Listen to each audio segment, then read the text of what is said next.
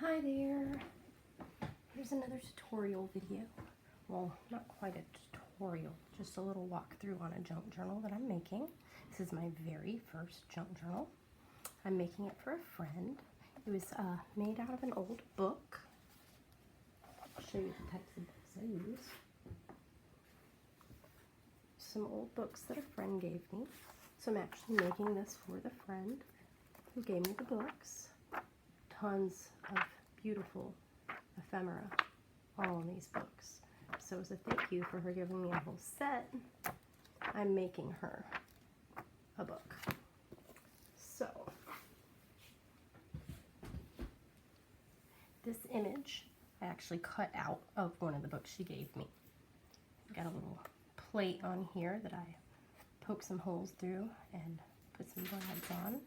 I actually embossed the word inspire with stamps and embossing powder. I put a little bit of Mod Podge on this and then glued down some lace and glued some little adornments and some little things for the edge of the book.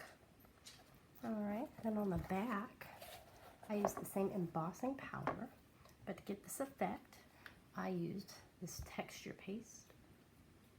So I took a stencil, then I put a stencil down, put the texture paste down, pulled the stencil up, and then I put some embossing powder on it and took a heat tool and just embossed it all until it was dry. And oh, and I put black gesso on the whole cover of the book. This book was originally red. I put some heavy black gesso on it so everything would attach. I put a little bit of pretty ribbon right here. And then I'm going to have to poke some holes here for the signatures, which I'm about to show you. And then we're going to open up the book. I've designed it. Try to make it really pretty. Cater to my friend. Got a little envelope right here, a little button, a little bit more ephemera. I actually have a wax seal that I like stamped these on. But in here I got little note cards and such. She can tuck things in this pocket, hide things. Just added a little bit of stuff. I glued this paper down. It's written in French, so I really like words that are not English as backgrounds. It's just, you know, you don't start reading things if you don't know the language. So then this stamp was actually a Jane Davenport stamp that I got.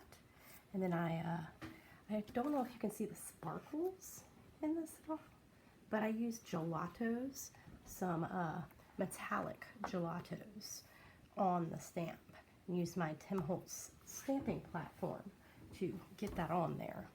And then I went through with a little bit of like gelatos with my finger and colored in her cheeks. Made a cute little tag to go in a little pocket. Put a couple little steampunk gears on there, and she loves cats, so cats are going to be part of the theme on this book. This is some textured paper that I glued down, and you can actually see the original color of the book right here. I didn't black the whole thing, so you can see the original red that this book was. Put a little bit of washi tape right here, which actually is not sticking down as good as I'd like. But yeah, so that's the inside of the journal, or the cover anyway. Alright, and then I've made some signatures. And then on my signatures, I like to use papers, just, you know, some pattern paper. This is tissue paper. This is actually some paper I got at my job that we line our plates with. It has little recipes on it and stuff. You know, just any kind of pattern paper or cardstock or tissue paper is great. So then for my signatures, I've got all of these put together. I've got some canvas, got some watercolor paper in there, Got some vanilla envelopes. I got a little bit of vellum. More watercolor paper. I got a little bit of drawing paper, like sketch pad, mixed media paper, and some of these as well. So this one's got some canvas. I'm actually going to stick a couple more cereal boxes in some of these that I've already decorated, but I will show you those in a minute. So yeah, that's that's the first signature. The second one is more manila paper. An old thing from a watercolor, because this is going to be like her watercolor book. A little more vellum. Then this is all watercolor paper inside of here, so she can watercolor or gouache or whatever she'd like to do in this signature. And then this one I still have to decoupage, but I'll show you what I've been doing with the other like cereal boxes and pieces of recycled cardboard I've used. More manila envelopes, more vellum and drawing paper and watercolor paper. And this one is just drawing paper and vellum. And then I put in a little sheet of plastic right here. And I made her a little journal that she can write in. I attached that with my Crop-A-Dile. I don't know if you can see that or not. But I attached that to the plastic. And I put a little bit of pretty duct tape in there. And the last signature, once again, canvas. But I just used a different color of canvas. And then I've got more watercolor paper, just mixed different types of papers. You can put whatever you'd like in there. So that is my signatures. And then what I'm going to show you is the cereal boxes that I have recycled. Okay, so this used to be a cereal box. And these are going to actually go inside of some of these signatures. So I used some Mod Podge. Now this is a dishwasher safe glossy. I realized that I probably want a matte for future projects because I can kind of see the gloss and I'm not really digging that. But I used a couple of pretty little new doll stamps that I got, which I passed up on these on multiple occasions at Michael's because I was like, what do I need doll stamps for? But now that I'm junk journaling, I think they're adorable.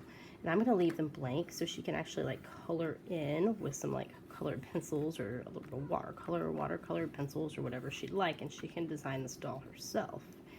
But yeah, these are some cute little doll stamps.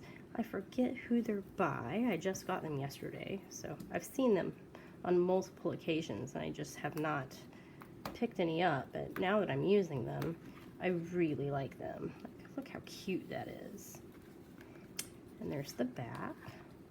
You can actually probably still kind of see, and I actually like it because even though it's like a Raisin Bran, Crunch brand, Publix brand, by the way, even though it's cereal, now that I've got some paper like Mod Podge to it, it kind of almost like just gives it a pretty weird little color. And because I use tissue paper that's a little transparent, you can kind of see through it. And then I did these with some Stays On archival ink, so if she wants to go over with like some watercolor or something, which actually this is tissue paper, she might not want to go over with watercolor. I'm sure colored pencil will work well, but watercolor might not be a good idea on this. Again, I open it up and I just ripped some cardstock and Mod Podged all of this using something similar to this, and I kind of just spread it on there front and back and then laid it out flat. You could use a brayer, but I just laid it out with my hands because I actually like the little ridges and glue textures that I get in there. A little bit of it ripped, but it actually looks kind of cool. It looks like it's supposed to be like that. So this is actually going to go in one of these signatures. It's going to be one of the first pages. I'll show you. This is what it kind of look like once it's all done. So I'm going to trim this up and everything as well. But once I get the signature sewn, flip open, and that'll be like the first page. And then she'll have her other pages. Of course, there's going to be some thread in there. I'm planning on using some wax cord. I do have some beeswax, but I'm being lazy and I didn't feel like going through all that trouble. So it's going to be hard enough sewing this thing to begin with. But yeah, so there's the other pages, and there's the other half of the signature. I'll close that, and I'm just going to clip this back together so I don't mess up my order. And then, excuse me, I don't know if you can see me, but dressed up for 80s day at work, so don't mind my crazy hair if you can see it in the video. Alright, so here's another one that I did. I used some washi tape, kind of like to seal the ends because the paper ripped a little when I folded it. But yeah, that.